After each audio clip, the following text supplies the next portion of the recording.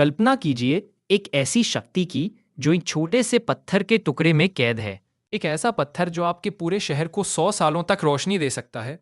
लेकिन अगर इसमें एक छोटी सी चूक हुई तो वही शहर अगले 10,000 सालों के लिए एक खौफनाक कब्रिस्तान बन सकता है। हम बात कर रहे हैं परमाणु ऊर्जा यानी न्यूक्लियर पावर की। कुछ लोग इसे क्लीन एनर्जी का मसीहा कहते हैं तो कुछ इसे मानवता का अंत। लेकिन क्या आपने कभी सोचा है कि जिस बिजली से आज आपका फोन चार्ज हो रहा है उसके पीछे कितनी बड़ी कीमत चुकाई जा रही है?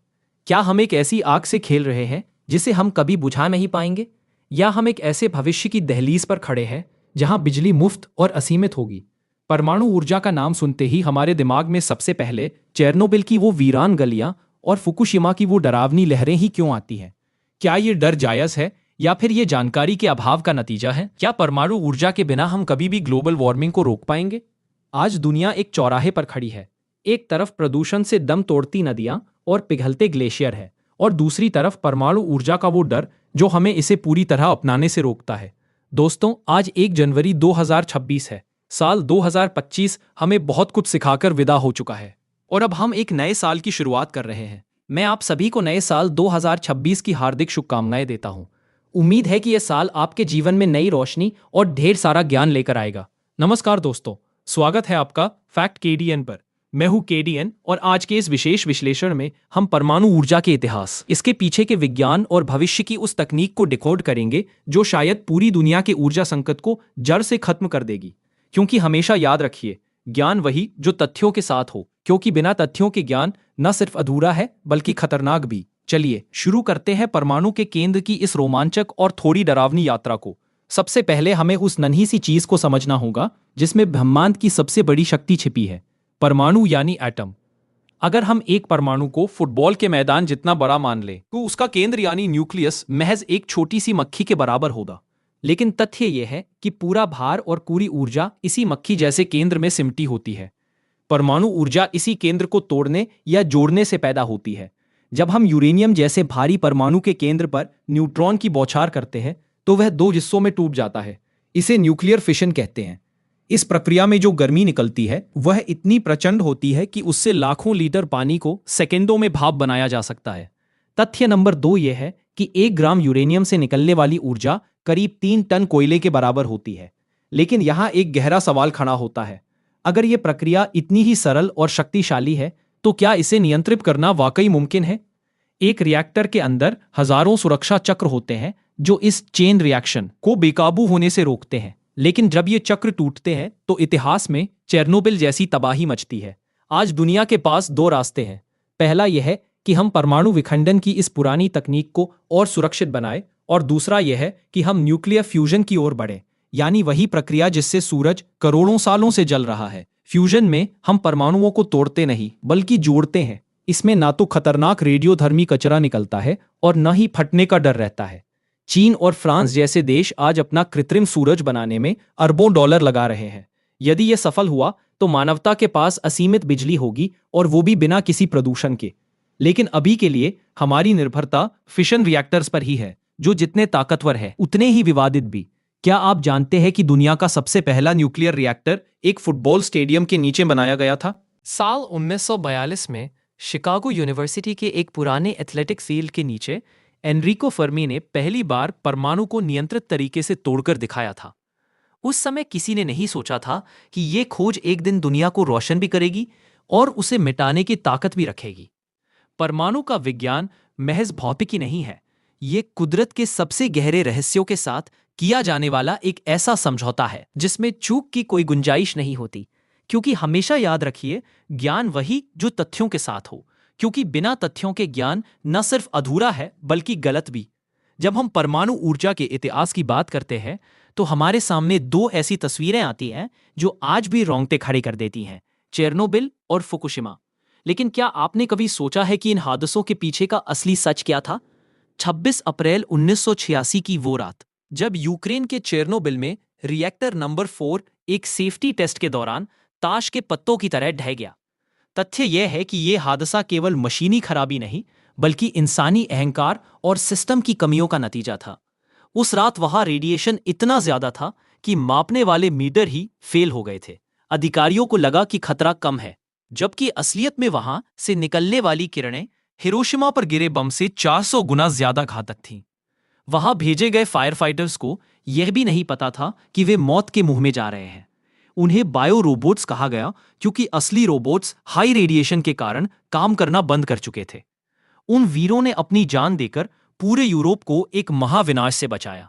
आज भी चेरनोबिल का एक्सक्लूजन जोन एक भूतिया शहर की तरह वीरान पड़ा है, जहां अगले 20,000 सालों तक इंसान का रहना नामुमकिन है। लेकिन क्या हमने इस सबक से कुछ सीखा? 25 साल बाद साल 2011 में जापान के फुकुशिमा में कुदरत ने परमाणु शक्ति को एक और चुनौती दी। 9.0 तीव्रता के भूकंप और उसके बाद आई विशाल सुनामी ने प्लांट की सुरक्षा दीवारों को तोड़ दिया। तथ्य यह है कि फुकुशिमा में असली तबाही भूकंप से नहीं, बल्कि उन बैकअप जनरेटरों के डूबने से हुई थी जो रिएक्टर को ठंडा रखने के लिए जरूरी थे। बिजली कटते ही रिएक्टर पिघलने लगे और हाइड्रोजन विस्फोट होने लगे। हालांकि जापान ने अपनी सूझबूझ से चेरनोबिल जैसी बड़ी मौतों को तो टाल दिया, लेकिन आज भी लाखों टन रेडियोधर्मी पानी को संभालना दुनिया के लिए एक बड़ा सरदर्द बना हुआ है। इन हादसों ने पूरी दुनिया में परमाणु ऊर्जा के खिलाफ एक लहर पैदा कर दी। जर्मनी ने अपने सभी प्लांट्स बंद करने का फैसला लिया, जबकि अन्य देशों ने अपनी सुरक्षा तकनीकों को 10 गुना बढ़ा दिया। लेकिन यहाँ एक कड़वा सच यह भी है कि प्रति टेरावाट बिजली उत्पादन पर होने वाली मौतों के मामले में परमाणु ऊर्जा आज भी कोयले और तेल की तुलना में कहीं ज्यादा सुरक्षित मानी जाती है। फिर भी एक सवाल जो आज भी पीछा नहीं छोड़ता, क्या हम किसी और ऐसी गलती को झेलने की हिम्मत रखते हैं? क्योंकि हमेशा याद रखिए, ज्ञान वही जो तथ्यों के साथ हो, क्योंकि बिना तथ्यों के ज्ञान न सिर्फ अधूरा है बल्कि गलत भी। परमाणु ऊर्जा का सबसे काला सच वह कचरा है जो बिजली बनने के बाद पीछे रह जाता है। इसे रेडियोधर्मी कचरा कहा जाता है, जो हजारों सालों तक जानलेवा विकिरण छोड़ता रहता है। तथ्य यह है कि एक औसत परमाणु रिएक्टर हर साल लगभग 25 से 30 टन ऐसा कचरा पैदा करता है, जिसे आप न तो जला सकते हैं, न ही किसी रसायन से नष्ट कर सकते हैं। इसे सिर्फ संभाल कर रखा जा सकता है, इस उम्मीद में कि यह एक दिन खुद सुरक्षित हो जाएगा। लेकिन इसमें लगने वाला समय ही सबसे बड़ी चुनौती है, लगभग 1 लाख साल। दुनिया भर के वैज्ञानिक इस कचरे के लिए एक स्थायी घर की तलाश में थे, और इसका जवाब मिला फिनलैंड के ओल्केलुओटो द्वीप पर। यहाँ ओनकालू नाम का एक विशाल पाताल लोक बनाया गया है। यह जमीन के 450 मीटर नीचे ठोस ग्रेनाइट की चट्टानों को काटकर बनाई गई दुनिया की पहली ऐसी सुरंग है, जहां परमाणु कचरे को हमेशा के लिए दफन किया जाएगा। तथ्य यह है कि इसे इस तरह डिजाइन किया गया है कि यह अगले 1 लाख साल तक किसी भी भूकंप, बाढ़ या हिमयुग को झेल सके। कचरे को तांबे के बड़े कैप्सूलों में बंद किया जाता है और फिर उन्हें बेंटोनाइट मिट्टी के साथ सील कर दिया जाता है। लेकिन ओनकालो प्रोजेक्ट के सामने विज्ञान से भी बड़ी एक दार्शनिक चुनौती खड़ी है। सोचिए, 1 लाख साल बाद की मानव सभ्यता कैसी होगी? क्या वे हमारी आज की भाषाएं समझ पाएंगे? क्या वे इन संकेतों को पढ़ पाएंगे कि इस सुरंग को कभी नहीं खोलना है? वैज्ञानिकों को डर है कि भविष्य का कोई इंसान इसे गलती से कोई प्राचीन खजाना समझकर खोल ना ले। इसलिए वहां ऐसे संकेतों और चित्रों पर काम किया जा रहा है जो बिना किसी भाषा के खतरे का संदेश दे सके। ये कचरा सिर्फ फिनलैंड की समस्या नहीं है। पूरी दुनिया में अब तक लगभग 4 लाख टन ऐसा कचरा जमा हो चुका है, जो स्टील और कंक्रीट के बक्सों में बंद होकर इसी स्थायी समाधान का इंतजार कर रहा है। कुछ लोग सुझाव देते हैं कि इसे अंतरिक्ष में भेज देना चाहिए या समुद्र की गहराई में फेंक देना चाहिए। लेकिन तथ्य यह है कि एक भी रॉकेट का असफल होना या समुद्र की गहराई में रिसाव होना पूरी धरती के लिए काल बन सकता है। परमाणु ऊर्जा की यह चमक अपने पीछे एक ऐसा बोझ छोड़ती है जिसे ढोने की जिम्मेदारी हमारी आने वाली सैकड़ों पीढ़ियों की होगी। यह एक ऐसा समझौता है जिसमें हम आज की बिजली के बदले भविष्य की सुरक्षा को गिरवी रख रहे हैं। अब बात करते हैं अपने देश भारत की, क्योंकि परमाणु ऊर्जा के भविष्य में भारत का नाम सबसे ऊपर आता है। जहां पूरी दुनिया यूरेनियम के लिए एक दूसरे पर निर्भर है, वहीं भारत के पास एक ऐसा गुप्त हथियार है जो पूरी बाजी पलट सकता है, थोरियम। तथ्य यह है कि भारत के पास दुनिया का लगभग 25% थोरियम भंडार है, जो मुख्य रूप से केरल और तमिलनाडु की समुद्री रेत में मोनाजाइट खनिज के रूप में मिलता है। भारत के महान वैज्ञानिक डॉक्टर होमी जहांगीर भाभा ने दशकों पहले एक 3 स्टेज न्यूक्लियर प्रोग्राम तैयार किया था, जिसका अंतिम लक्ष्य भारत को थोरियम के दम पर ऊर्जा के क्षेत्र में आत्मनिर्भर बनाना था। थोरियम के साथ सबसे बड़ा फायदा यह है कि यह यूरेनियम की तुलना में कहीं ज्यादा सुरक्षित है। थोरियम रिएक्टर में मेल्ट डाउन होने का खतरा लगभग न के बराबर होता है और इससे पैदा होने वाला रेडियोधर्मी कचरा भी यूरेनियम के मुकाबले बहुत कम होता है। इसके अलावा थोरियम से परमाणु हथियार बनाना लगभग नामुमकिन है, जो इसे शांतिपूर्ण ऊर्जा का सबसे बेहतर स्रोत बनाता है। भारत आज कल्पक्कम में अपने प्रोटोटाइप फास्ट ब्रीडर रिएक्टर के साथ इस सपने को सच करने के बेहद करीब है। यदि भारत थोरियम से बिजली बनाने में पूरी तरह सफल हो जाता है तो हमें आने वाले 500 सालों तक किसी और ईंधन की जरूरत नहीं पड़ेगी। लेकिन भविष्य सिर्फ थोरियम तक सीमित नहीं है। वैज्ञानिक अब न्यूक्लियर फ्यूजन यानी कृत्रिम सूरज बनाने की दिशा में काम कर रहे हैं। फ्रांस में बन रहा ITER प्रोजेक्ट इसी का एक हिस्सा है, जिसमें भारत भी एक महत्वपूर्ण भागीदार है। फ्यूजन तकनीक में हाइड्रोजन के परमाणुओं को जोड़कर वैसी ही ऊर्जा पैदा की जाती है जैसी सूरज के केंद्र में होती है।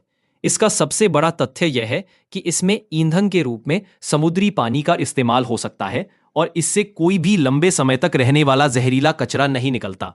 यह मानवता के लिए असीमित ऊर्जा का वो पवित्र क्याला है जिसकी तलाश सदियों से की जा रही है। परमाणु ऊर्जा का सफर अभी खत्म नहीं हुआ है। हम एक ऐसे दौर में जी रहे हैं जहां हमें यह चुनना है कि हम डर के साथ जीना चाहते हैं या विज्ञान के साथ। तथ्य यह है कि हर नई तकनीक के साथ जोखिम जुड़ा होता है, लेकिन मानवता ने हमेशा चुनौतियों को पार करके ही विकास किया है। चाहे वो बिजली का आविष्कार हो या अंतरिक्ष की यात्रा, हमने डर को पीछे छोड़कर ही भविष्य गढ़ा है। परमाणु ऊर्जा भी एक ऐसी ही परीक्षा है। अगर हम इसे सही तरीके से नियंत्रित कर पाएं तो यह धरती को प्रदूषण से बचाने और हर घर को रोशन करने का सबसे बड़ा जरिया बनेगी। आपके साथ मैं केडीएन था। आपका बहुत बहुत धन्यवाद पूरा वीडियो देखने के लिए और अपने महत्वपूर्ण समय में से थोड़ा समय निकालकर मेरी वीडियो देखने के लिए। इस वीडियो को बनाने में बहुत मेहनत लगती है क्योंकि इसके लिए काफ़ी खोजबीन और रिसर्च करना पड़ता है। सब्सक्राइब कर दीजिए फैक्ट केडीएन को, क्योंकि मैं आपके कमेंट्स पढ़ूंगा और आपके दिए गए विषयों पर वीडियो बनाऊंगा। अपना सपोर्ट दिखाएं ताकि ऐसी ज्ञानवर्धक वीडियो आती रहे।